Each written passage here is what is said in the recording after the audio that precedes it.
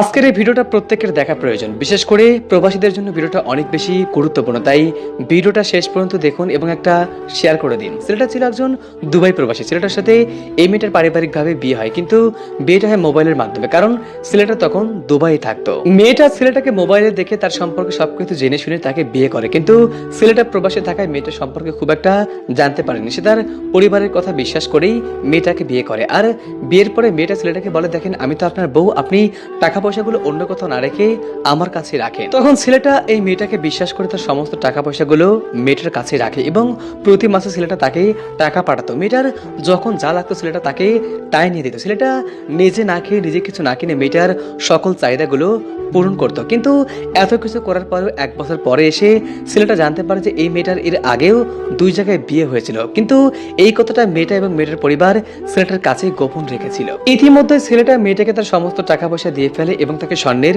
গহনা বানিয়ে দেয়। আর এইসব কিছু নেওয়ার পরে মেয়েটা ছেলেটাকে বলে, আমি আপনার সাথে সংসার করতে পারবো না। আর ছেলেটা মেয়েটাকে কল করলে মেয়েটার নাম্বার সবসময় বিজি থাকতো, কারণ হলো মেয়েটা এই ছেলেটাকে বিয়ে করার পরেও আবার অন্য একটা ছেলের সাথে সম্পর্ক জড়ায় এবং সেই ছেলেটার সাথে মেয়েটার অনেক কিছুই হয়। এরপরে মেয়েটার পরিবার থেকে ছেলেটাকে বলে, তুমি বিদেশ থেকে দেশে আসো, দেশে এসে 1 বছর থাকো, এর মধ্যে সবকিছু ঠিক হয়ে যাবে। তখন ছেলেটা অনেক টাকা পয়সা খরচ করে বিদেশ থেকে